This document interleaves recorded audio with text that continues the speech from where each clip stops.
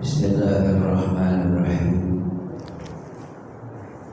Assalamualaikum warahmatullahi wabarakatuh. Bismillahirrahmanirrahim. Bismillahirrahmanirrahim. Bismillahirrahmanirrahim. Bismillahilladzi la yadurru ma'a ismihi syai'un fil ardi wa la fis sama'. Al-Sami'ul 'Alim. Alhamdulillah alladzi an'ama 'alaina bi ni'matil iman wal islam. Asyhadu an la ilaha illallah wa asyhadu anna Muhammadan 'abduhu wa rasuluh. Allahumma shalli wa sallim ala sayyidina Muhammad wa ala alihi wa sahbihi ajma'in. Qala Allah ta'ala fi kitabihil karim. Bismillahirrahmanirrahim. Wasbir nafsaka ma'al ladzina yad'una rabbahum bil ghadati wal 'ashyi yuriduna wajhah wa la ta'du 'aynaka 'anhum. Wa qala an-nabi sallallahu alaihi wasallam kullu 'atilin jawadin mustakbir. Kama qala Rasulullah sallallahu fi hadis sadaqa Rasulullah sallallahu alaihi wasallam. Pengurus DKM Masjid Jami Al-Ittihad yang insyaallah dirahmati oleh Allah, juga para sesepuh, para orang tua yang hadir, para hujjah yang sama-sama dirahmati oleh Allah Subhanahu wa taala. Tentunya tidak bosan-bosan kita selalu memanjatkan puja-puji serta syukur kepada Allah. Alhamdulillah, pada malam yang mubarakah ini kita sama-sama beribadah kepada Allah Subhanahu wa taala. Yang alhamdulillah kita diberikan kemampuan lahir dan batin, sehat jasmani dan rohani. Sebab kalau kita sehat jasmani gak sehat rohani, gak bisa untuk melakukan kebaikan. Diberikan kesehatan daripada rohani tapi jasmani kurang sehat, ini juga berpengaruh dalam kemaksimalan kesolehan kita kepada Allah. Makanya kita minta kepada Allah diberikan kesehatan zahira au batin, lahir maupun batin. Allahumma shalli ala Muhammad, salawat dan salam semoga terlimpah curahkan kehadiran Nabi kita Muhammad sallallahu alaihi wasallam, yang kita berharap kepada Allah kelak nanti di akhirat memperoleh syafaatul uzma, pertolongan yang agung dari Nabi Muhammad. Kita diakui oleh Rasulullah. Kalau orang ngaku mah gampang. Kita ngaku dengan nama Rasulullah, yang jadi masalah Rasulnya demen sama kita. Ya. Kita ngaku nih, saya kenal Pak Camat Mustika Sari, kenal sama Pak Lurah Jatimulya, yang jadi masalah ya kan kita ngaku nih kenal, beliau kenal sama kita. Sama juga Rasulullah. Ya, makanya kita pengen dikenali sama Nabi Muhammad. Nabi Muhammad hafal betul umatnya yang layak memperoleh syafaat, yakni umatnya yang sungguh-sungguh menjaga pesan-pesan beliau. Wasiat Nabi Muhammad, kitab Allah Al-Quran, wa sunnati, yaitu sunnah. Al-Quran mari kita pelajari, karena Allah hadirkan mukjizat dari Nabi Muhammad untuk umatnya. Yang paling besar adalah Al-Quran. Jadi Quran itu mukjizat yang paling agung. Nabi Muhammad itu diberikan mukjizat yang rahimakumullah, ya, puluhan bahkan ratusan mukjizat beliau, keistimewaan beliau. Makanya kalau kita lihat banyak nabi dan rasul diberikan keistimewaan, Nabi Muhammad lebih unggul keistimewaannya daripada nabi dan rasul. Kayak Nabi Sulaiman bisa berbicara dengan hayawan, Nabi Muhammad bisa. Onta bisa diajak komunikasi sama Rasulullah. Di saat ada seorang yang memiliki unta, lalu hanya ingin daripada tenaganya unta saja tanpa diperhatikan itu, ya, bagaimana kebutuhan tentang makanannya, istirahatnya, tempatnya nggak diperhatiin sama orang yang majikan tadi. Si onta diperas keringatnya, onta ngamuk. Di saat ngamuk ini orang tadi manggil pawang biar bisa, ya, memberhentikan ngamuknya onta ini. Maka pawang nggak ada yang bisa.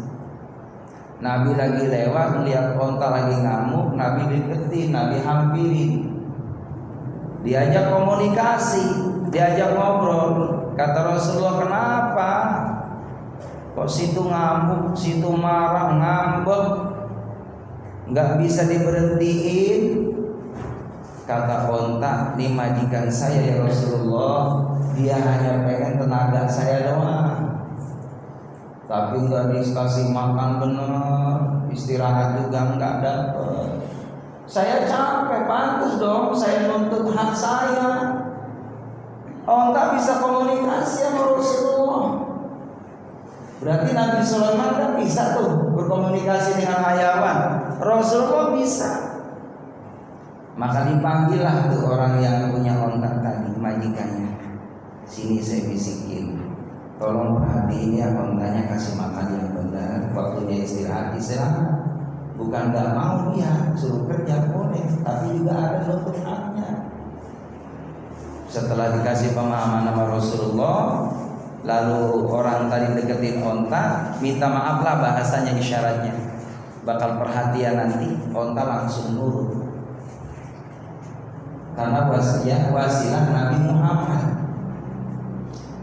Beliau Nabi Muhammad juga jamaah rahimakumullah berdialog dengan yang namanya jin, bisa. Nabi Muhammad lagi baca Quran, jin pada datang Pak dengerin Rasulullah sedang membaca Al-Quran, sedang bermurojaah Al-Quran. Maka jin-jin tadi ngomong sama Rasulullah, ya Rasul, Al-Quran yang kau baca ini luar biasa dalam maknanya.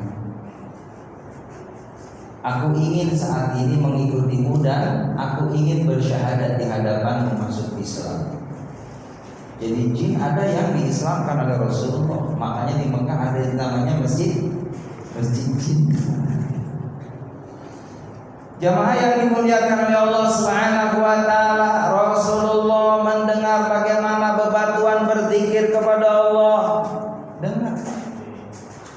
Bebatuan pada zikir, Rasulullah dengar. Itu keistimewaannya banyak sekali. Nabi Muhammad nih, beliau ngadep ke depan, Pak, tahu di belakang ada apa, Pak? Nabi Muhammad beliau tidur, tapi orang ngomong, suara apapun yang ada di sekelilingnya didengar oleh Rasulullah. Itu mukjizat keistimewaan Nabi Muhammad.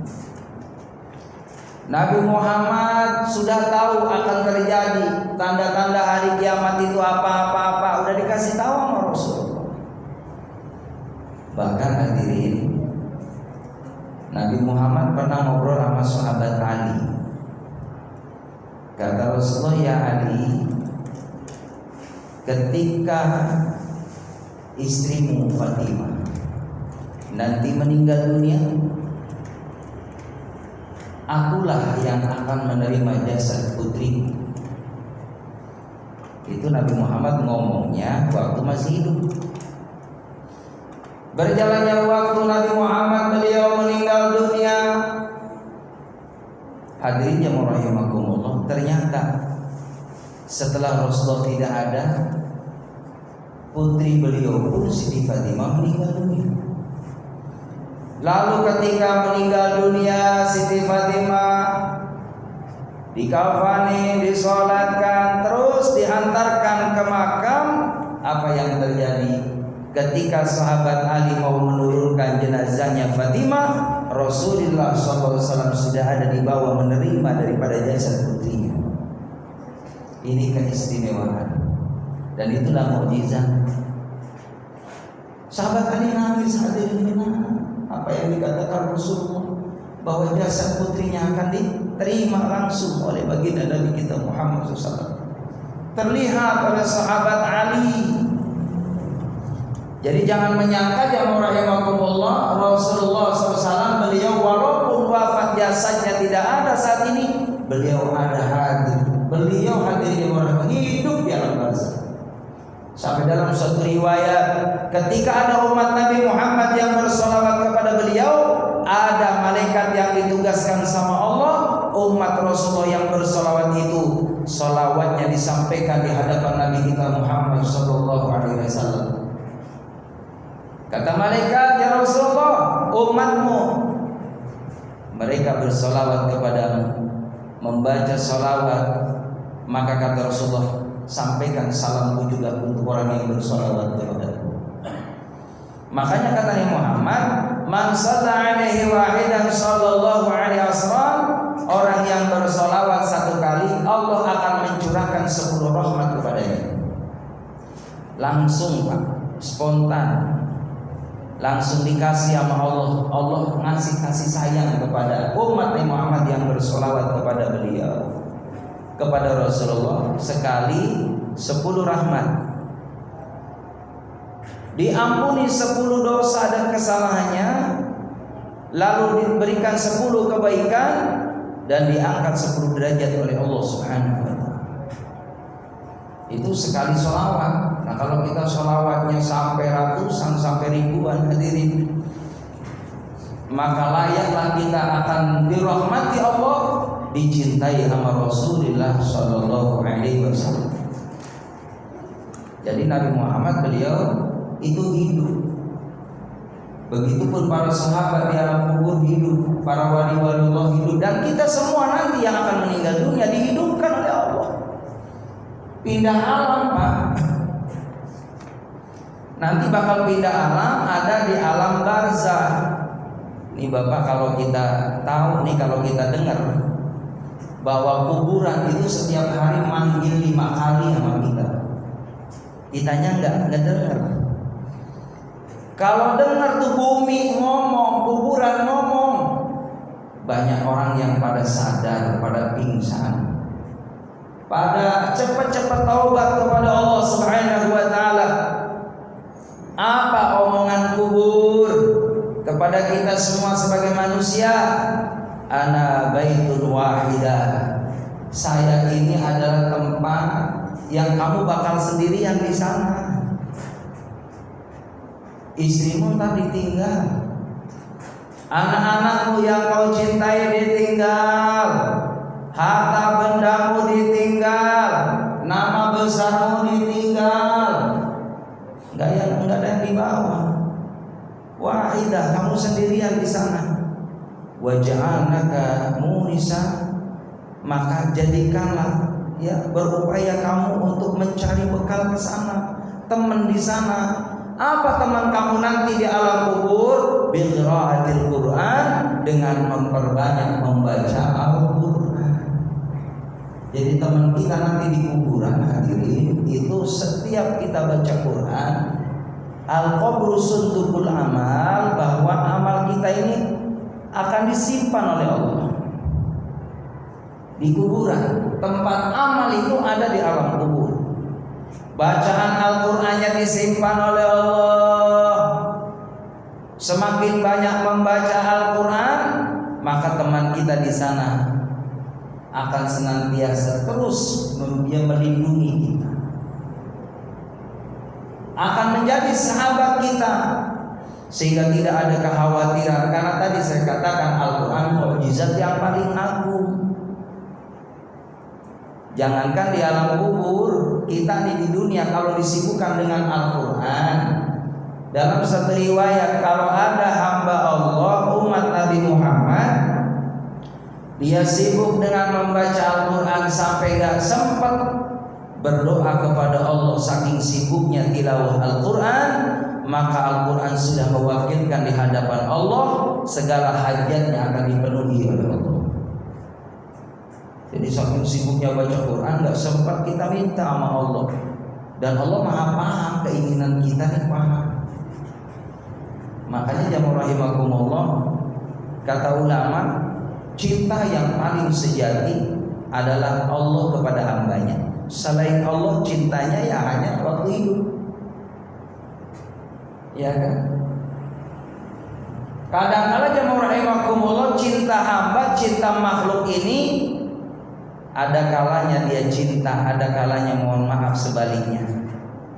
Makanya kata Rasulullah, kalau orang cinta terhadap seseorang, cintailah karena Allah, dan jangan sepenuhnya cinta. Sedang aja, sedang-sedang aja. Cinta ya sekedarnya, benci sekedarnya. Karena bisa dibalikkan nama Allah. Orang segitu cintanya bisa jadi benci, orang segitu bencinya bisa jadi cinta, kalau Allah berkehendak. Makanya cintai karena Allah, dan benci pun dalam hadis Nabi Muhammad karena Allah. Kita benci nih kepada si fulan, bukan benci kepada orangnya, tapi perilakunya, akhlaknya yang tidak baik, tidak sesuai dengan aturan Allah. Sama orang yang tariku sholat, ninggalin sholat, kita benci bukan sama orangnya, tapi tabiatnya, karakternya, sifatnya. Orang itu kok berani ninggalin ibadah.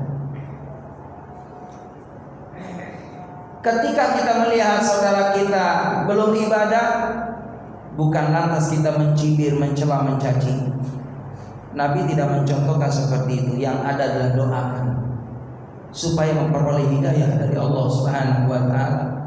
Ya Allah, si fulan saat ini masuk waktu sholat masih asik depan rumah ngobrol, tidak bergegas ke rumah Allah, tidak bergegas ngambil air wudu sholat di awal waktu, malah dia nyantai-nyantai bahkan berani ninggalin sholat. Kasih hidayah ya Allah. Maka doa yang baik buat saudara kita supaya memperoleh petunjuk ini dinilai ma'ruf, dinilai kebaikan di mata Allah Subhanahu wa taala, daripada kita memvonis seseorang ini jelek dan buruk. Jadi doakan saja. Setelah kita doakan, kalau ada waktu kita berbincang, ngobrol masalah agama dikit demi sedikit. Yuk kita ajak pelan-pelan hati ke hati. Pentingnya bagaimana ibadah kepada Allah.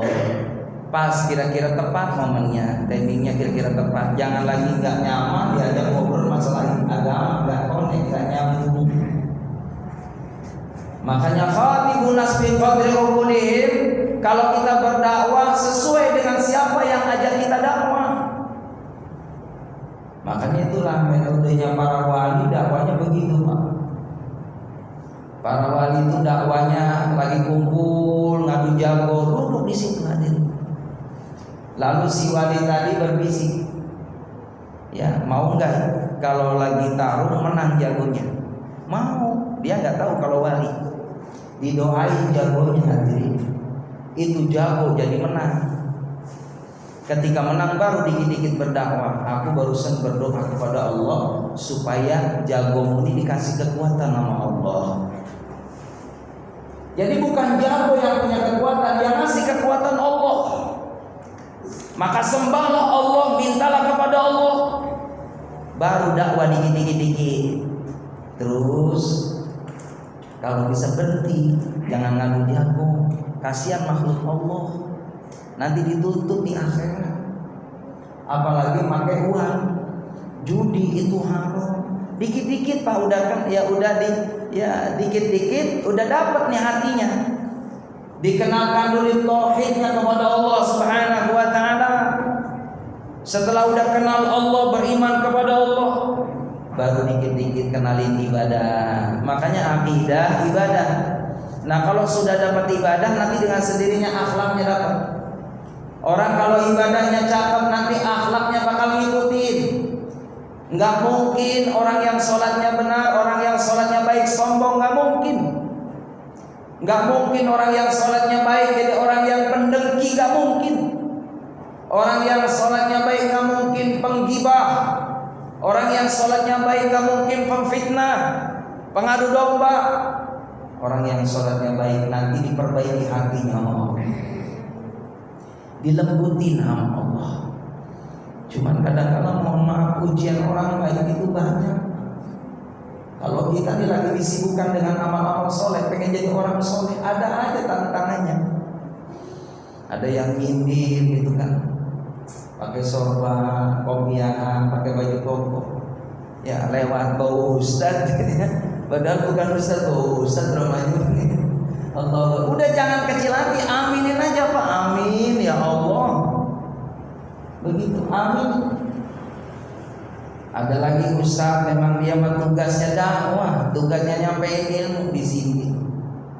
Iya, ustaz kemana-mana emang yang ya, mesti yang diarepin ya besek gitu ya, yang diarepin berkat dan lain sebagainya. Biar yang penting kita udah pasang niat punya ilmu, berangkat ke sana kita dakwah kok, nggak nyari berkat. Ada kumpulan dikasih itu rezeki, barokahnya ibadah. Jadi jamaah rahimakumullah, kita ibadah ini ada barokahnya, nanti Bapak bisa rasakan. Barokah itu jamaah rahimakumullah, ada kebaikan di dalam ketaatan. Tenang, adem jiwa. Kalau orang ibadah, sholat, tilawah Quran, berzikir kepada Allah, berdoa kepada Allah, sepenuhnya kepada Allah, maka Allah yang akan mententramkan jiwa. Makanya kata Nabi Muhammad, laisal ghina an ghinal mal.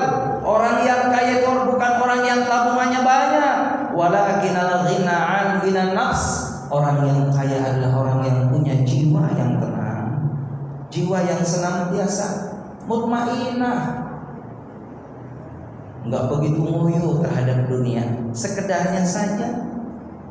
Karena yang namanya dunia udah diukur sama Allah. Kalau bukan bagian kita, dikejar secapek apapun, habis waktu kita, nggak bakal dapat karena memang itu bukan rezeki kita. Tapi kalau rezeki kita, mohon maaf ya rahimakumullah, ada istilah, walaupun dia ada di rumah, diam di kamar, kalau memang rezekinya bakal sampai. Jadi jamaah rahimakumullah, ini ada dulu kisah nih, ada seorang ulama pengen membuktiin ayat Allah, bener nggak bahwa yang ngasih rezeki itu Allah. Maka jemaah yang dimuliakan oleh Allah Subhanahu Wa Taala, ternyata seorang ulama tadi berkhulwat di suatu gua, naik di atas bukit, nggak makan, nggak minum, hadirin, atas izin Allah Pak. Allah Maha Tahu. Itu ada orang lagi ngambil roti Pak, lagi mau dimakan, itu burung atas izin Allah terbang dari atas ngambil rotinya orang yang tadi megang roti, diambilnya jamaah rahimakumullah, maka dibawa terbanglah itu roti, dihantarkan atas izin Allah di depannya orang abid tadi, di depannya orang soleh tadi. Nanti ini penasaran, orang yang tadi rotinya diambil burung, kok di atas bukit kok burung kayaknya ada sesuatu nih di sana. Diikutin Pak, dikejar jamaah rahimakumullah. Ketika sampai di atas bukit, benar hadirin, ada orang yang sedang i'tikaf, ada orang yang sedang diam berzikir, berkhulwat pada Allah Subhanahu Wa Taala. Pengen membuktiin bener nggak Allah bakal ngasih rezeki walaupun saya nggak kemana-mana, tapi nanti kalau rezekinya saya pasti akan datang. Bener hadirin, itu orang tadi jamaah rahimakumullah mantengin aja, ini orang apa batu gitu ya, orang diem baik Pak. Ketika dia jamaah rahimakumullah, itu benar roti yang diambil sama burung itu ada di depannya. Ini penasaran orang yang punya roti tadi ini apa batu, patung apa ya, disuapin Pak, disuapin tuh rotinya, dipotek jamaah rahimakumullah. Allahu Akbar lah, dia kan orang lapar juga Pak, maaf juga nih.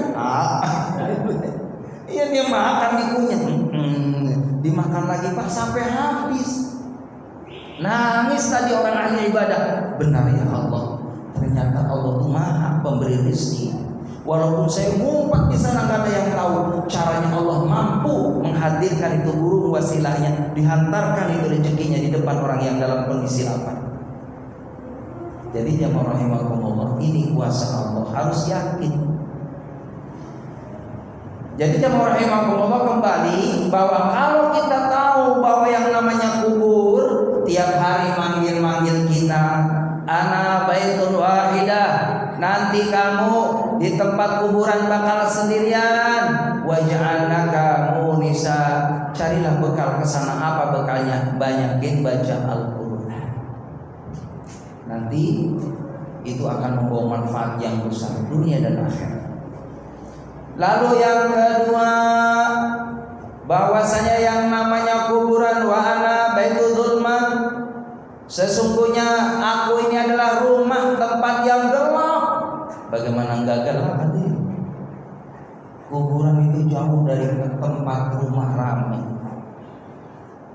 Di kuburan di situ rawat sapi hadirin jauh dari rumah, di tengah-tengah. Apalagi di pedurenan hadirin. Dan yang namanya kuburan memang di tengah-tengah toa. Bakal dibawa hadirin jamaah rahimakumullah, setiap orang yang wafat dimakamkan di sana, di tempat yang 2x1. Dan di situ dikatakan wa ana baitu dzulman, aku adalah tempat yang gelap. Fayanuruni, maka terangi aku, kata kubur, ya, biqiyamil lail, dengan melakukan sholat malam. Jadi kalau kita kuburnya pengen terang nanti di sana, nggak perlu bawa lampu, dan memang nggak bakal berlaku di sana. Sekaya apapun dia bawa lampu sekian watt, bawa apa tuh namanya alat gitu kan di sana biar terang, ada masanya habis bensinnya, habis solarnya, lelah yang menunggunya, lama-lama ditinggal, gelap juga. Apalagi suruh berhari-hari, nggak mungkin. Gelap itu nanti akan dirasakan berhari-hari, berminggu, berbulan, bertahun-tahun, ratusan tahun. Tapi jangan khawatir, dibocorin nama Nabi Muhammad SAW, dan ini hakikatnya dari Allah Subhanahu wa Ta'ala, akan terang kuburan itu apabila biqiyamil lail, kita rajin sholat malam. Makanya sempetin Pak, serepot apapun kita usahain sholat malam. Anak cucu kita butuh doa dari kita. Kalau ngikutin ngantuk, ngikutin malas hadirin.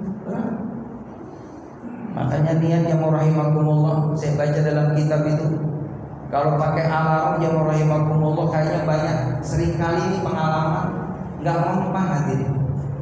Alarm sampai 3 Pak.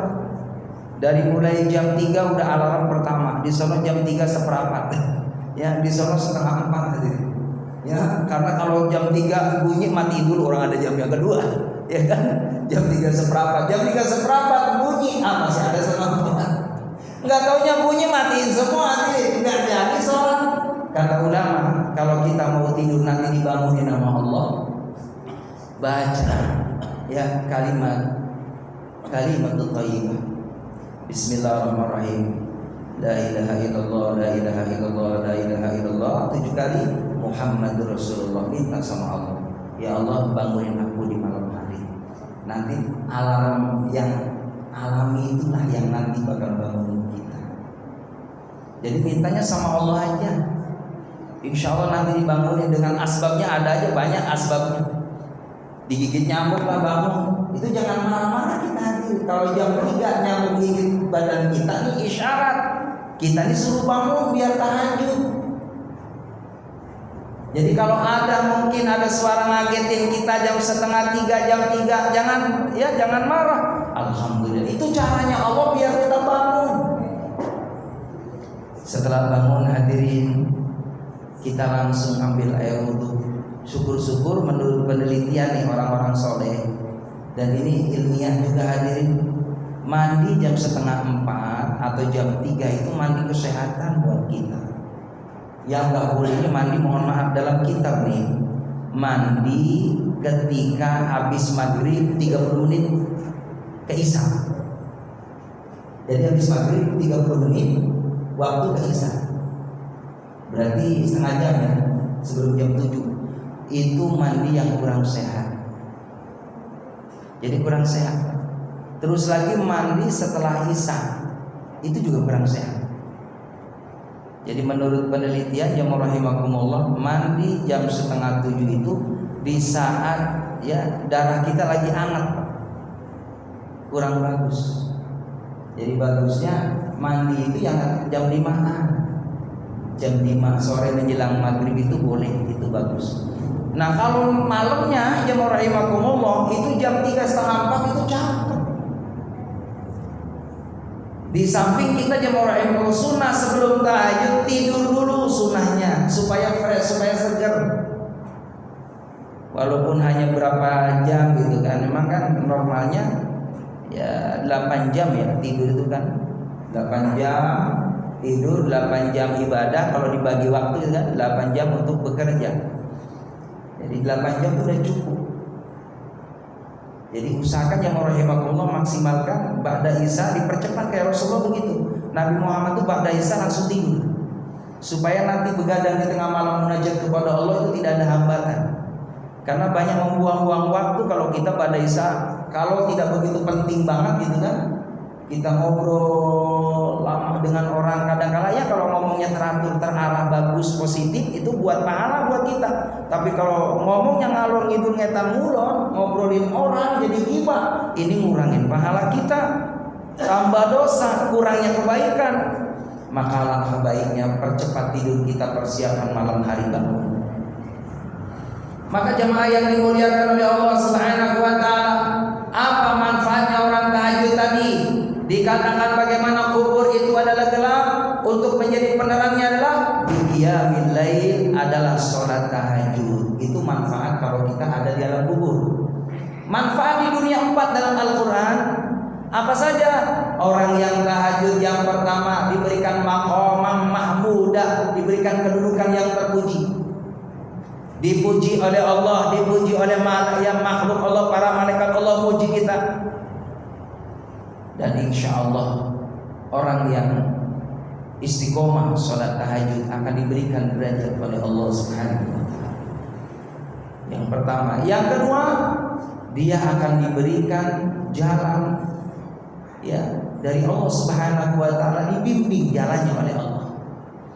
Ketika keluar rumah yang rahimahullah, diarahi nama Allah untuk ke jalan-jalan yang benar, jalan yang diridhoi oleh Allah, memperoleh rezeki yang barokah. Karena yang membimbing itu Allah, dan ini fadilah orang tahajud. Kalau tidak tahajud tidak dapat ini. Lalu orang yang tahajud yang ketiga, ketika ada kesulitan, maka Allah Subhanahu wa taala yang menyelesaikan permasalahan kesulitan itu, dimudahkan urusannya sama Allah. Jadi kalau kata ulama, Pak, kalau orang ahli tahajud nih, kita mau bawa mobil ini karena 2 jalan alternatif. Kalau mau ke jalan tol itu bisa lewat Mustika Jaya, Mustika Sari, bisa ke Pondok Timur. Orang ahli tahajud ada feeling yang kira-kira aman mana? Itu diantaranya kata ulama. Dikasih jalan sebenarnya ini macet, tapi Rasulullah nggak macet. Itu diantara fadilah orang tahajud. Diantaranya. Jadi jemaah rahimakumullah, begitupun ketika ada sesuatu pilihan, orang yang tahajud nanti Allah yang ngasih sinyal pas buat kita. Itulah orang ahli tahajud. Lalu yang keempat ini, subhanallah, saya merinding Pak ketika membaca keutamaan tahajud. Orang yang ahli tahajud, orang yang istiqomah walaupun 2 rakaat. Usolli sunnata tahajud raka'ataini lillahi ta'ala. Aku menyengaja sholat tahajud 2 rakaat karena Allah. Ditutup witir 3 berarti 5 tiap malam. Usolli sunnatal witri salasa raka'atin lillahi ta'ala. Aku niat sholat witir 3 rakaat karena Allah. Syukur-syukur 11 rakaat, 2 salam ya 4 kali, ditutup witir 3. Atau boleh witirnya 2 salam tambah 1. Itu semuanya boleh. Maka jemaah rahimakumullah, orang yang istiqomah sholat tahajud, maka ketika ada orang yang mau menzalimi kita, ketika ada orang yang mau nyakitin kita, maka nanti tentara Allah yang hadirin yang akan membackup kita. Jadi kalau ada orang mau menganiaya kita, mendolimi kita, nyakitin fisik kita, maka nanti ada tentara Allah yang akan membela kita. Urusannya sama Allah. Makanya orang ahli tahajud jangan khawatir. Backing kita para malaikat, backing kita langsung Allah. Yang penting kita jaga tuh, jangan sampai ketinggalan walaupun 2 rakaat. Itu adalah amaliyah para nabi dan rasul Allah dan para aulia Allah. Hadirin jemaah yang dimuliakan oleh Allah, itu yang ketiga, kubur manggil-manggil, aku gelap, penerangnya adalah qiyamul lail. Yang ketiga, wana baitu turab, aku ini adalah tempat tanah. Maka jamaah rahimakumullah, jadikan aku ini adalah tempat supaya kamu nyaman di sana.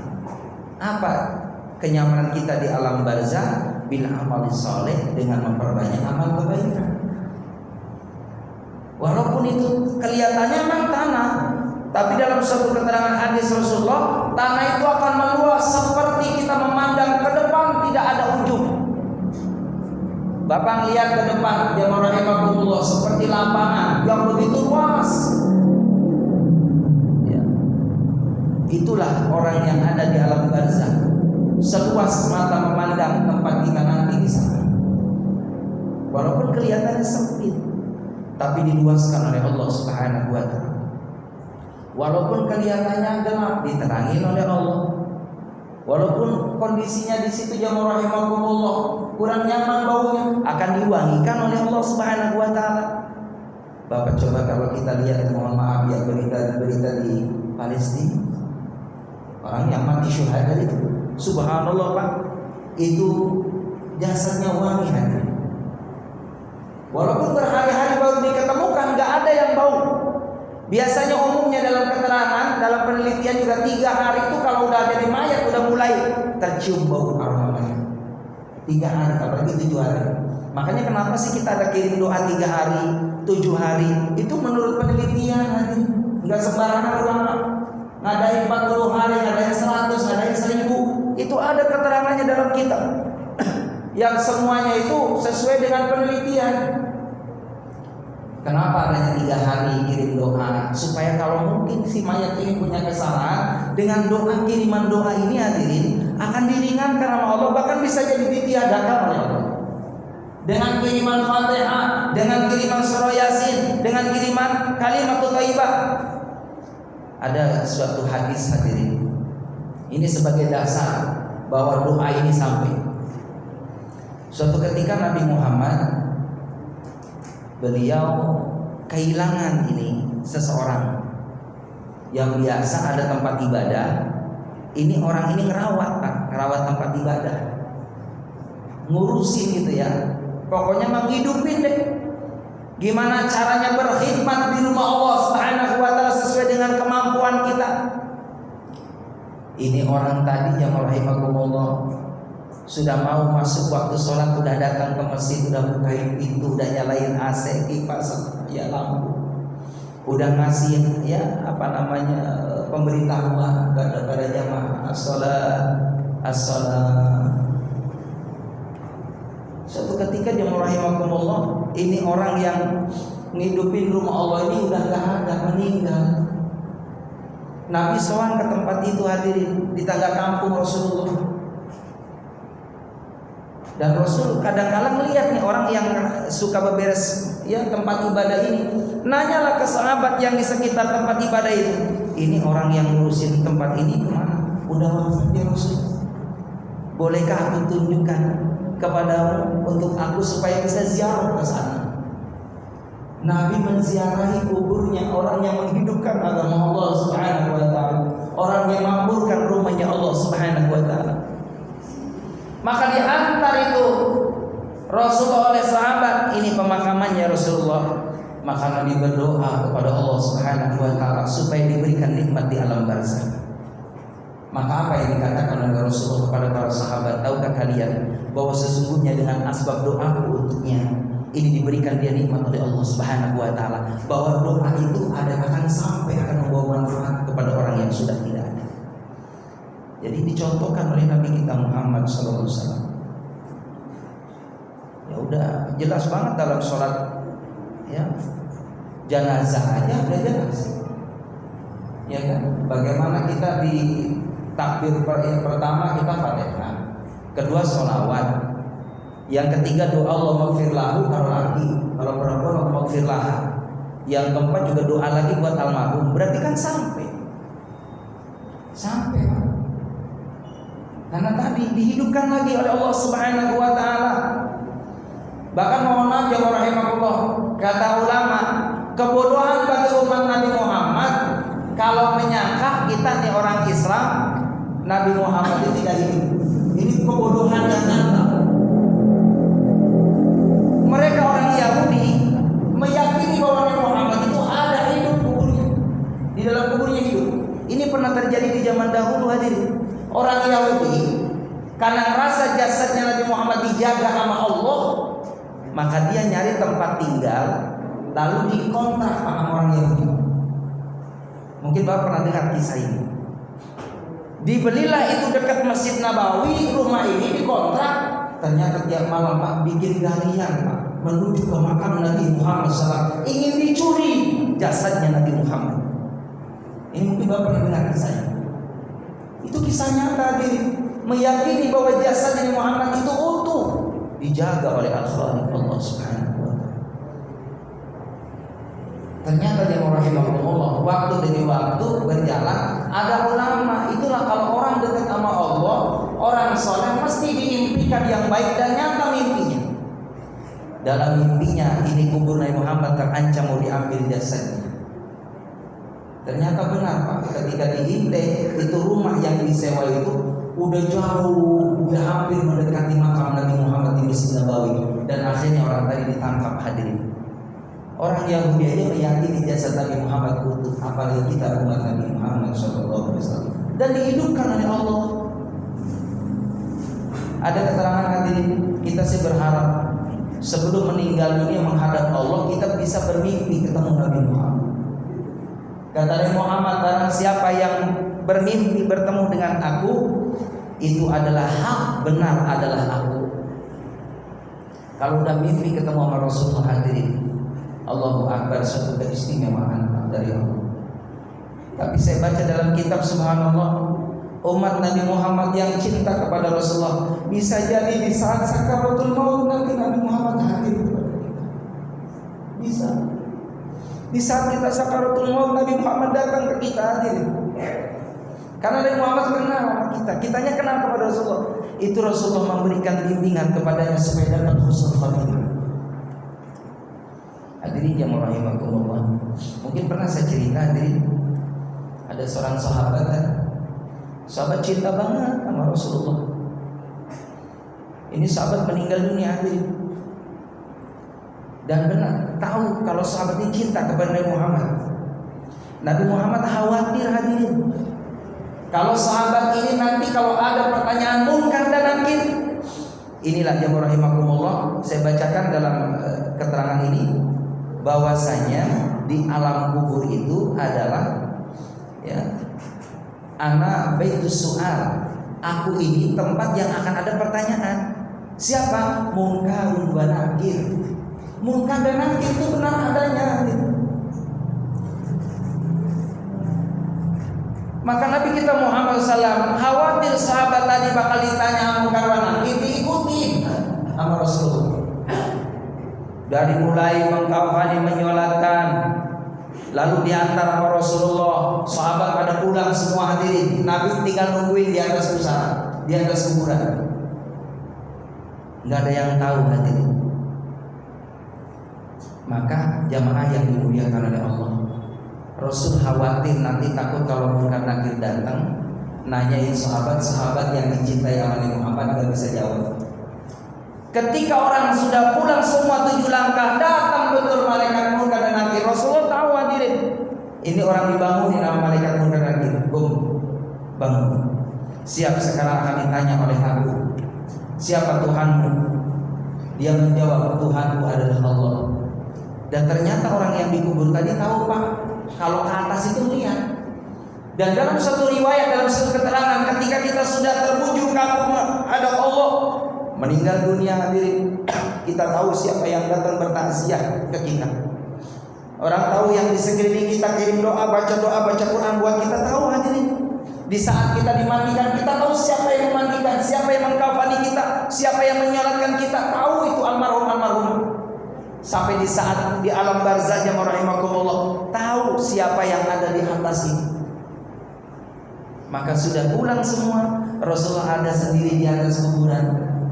Maka karena saking cintanya Rasulullah kepada sahabat tadi, dan orang tadi, sahabat tadi tahu kalau di atas itu ada Rasulullah SAW. Ketika ditanya, man nabiuka, siapa nabimu? Nabimu di atas sedang menunggu aku. Itu Rasulullah sedang menunggu aku, sedang membela aku. Dialah Muhammad Rasulullah SAW. Maka malaikat tadi tidak melanjutkan pertanyaannya, karena ini sudah pasti dapat ridho dari Allah Subhanahu wa taala. Jadi hadirin jemaah yang dimuliakan oleh Allah Subhanahu wa taala, maka bagaimana kita senantiasa terus, kalau kata Imam Ghazali, orang yang cerdas itu adalah orang yang aksiru dzikrul maut. Orang yang mempersiapkan bekal untuk menuju ke sana. Nah, kita ini lagi nyari bekal ini ibadah. Kita sholat, alhamdulillah, kita qiyamul lail, kita sholat duha, kita tilawah Quran, kita sedekah, kita bakti terhadap orang tua, bermanfaat untuk sesama. Ini sebenarnya bagaimana kita menyempurnakan amal soleh kita. Karena amal soleh itulah yang akan membela kita nanti kalau kita sudah menghadap Allah. Tinggalkan kenangan yang baik di saat kita sudah tidak ada. Orang mengenang daripada kesolehan kita, jasa kebaikan kita, disebut-sebut kebaikannya. Ini yang kita harapkan. Terutama hadirin orang yang terdekat dengan kita. Mumpung kita masih ada kesempatan waktu dari Allah, terus kita baik dengan pasangan kita, dengan anak-anak kita yang ada di rumah terutama. Bapak jangan pernah mohon maaf, kita malu Pak, jangan pernah kita gengsi ucapin ke istri kita, Ma, sebelum tidur, kata ulama, maafkan kesalahan Bapak. Barangkali punya salah dalam keseharian. Karena hadirin, ada suatu keterangan, kalau kita ini mohon maaf, sudah menyatakan minta maaf kepada pasangan kita, lalu pasangan kita ridho kepada kita, kalau seandainya kita ada umur, insya Allah istri kita menyatakan kita seorang yang baik, maka alamat orang itu dapat husnul khotimah. Maka jangan pernah gengsi. Istri pun sama, ngomong kepada suaminya, mohon maaf barangkali punya salah, maafin saya, minta ridhonya. Usahakan ini jamaah rahimahullah, penghantar tidur kita. Biasakan minta maaf dan memberi maaf. Inilah tanda-tanda orang yang akan mendapatkan kebaikan dari Allah Subhanahu. Hadirin jamaah yang dimuliakan oleh Allah Subhanahu wa taala. Jadi bahwa yang namanya kubur itu tadi adalah tempat tanah. Maka carilah teman di sana supaya nyaman dengan apa? Bil amali shalih. Terus lagi wa ana baitul afa, aku ini tempat yang mohon maaf di sana banyak binatang-binatang. Maka faj'al, maka jadikan untuk membawa bekal kita ke sana. Apa bekal kita supaya bisa menjadi tameng, tidak terganggu dengan binatang? Yaitu biqauli bismillahirrahmanirrahim. Memperbanyak kalimat bismillahirrahmanirrahim. Ini kalimat yang membuat kita aman di alam barzah. Binatang-binatang yang ada di sana tidak akan berani menyentuh tubuh kita. Karena sudah isya, insyaallah kapan-kapan kita lanjutkan keutamaan bismillahirrahmanirrahim, sehingga insyaallah mudah-mudahan kita bisa mengamalkan. Kalau Imam Ghazali, beliau membaca bismillah sehari itu ada yang 1000 kali. 726. Ya, boleh 726. Ada lagi yang ulama menyatakan 1000. Minimal 100. Ya, kalau kita baca bismillahirrahmanirrahim, insyaallah berkah. Ada keterangan barang siapa yang melakukan sesuatu tidak diawali dengan bismillah, terputus berkah dari Allah. Itu saja insyaallah yang akan kita sampaikan, keutamaan keistimewaan daripada membaca bismillahirrahmanirrahim. Subhanallah, asyhadu an la ilaha illa anta astaghfiruka wa atubu ilaik. Walhamdulillah. Assalamualaikum warahmatullahi wabarakatuh.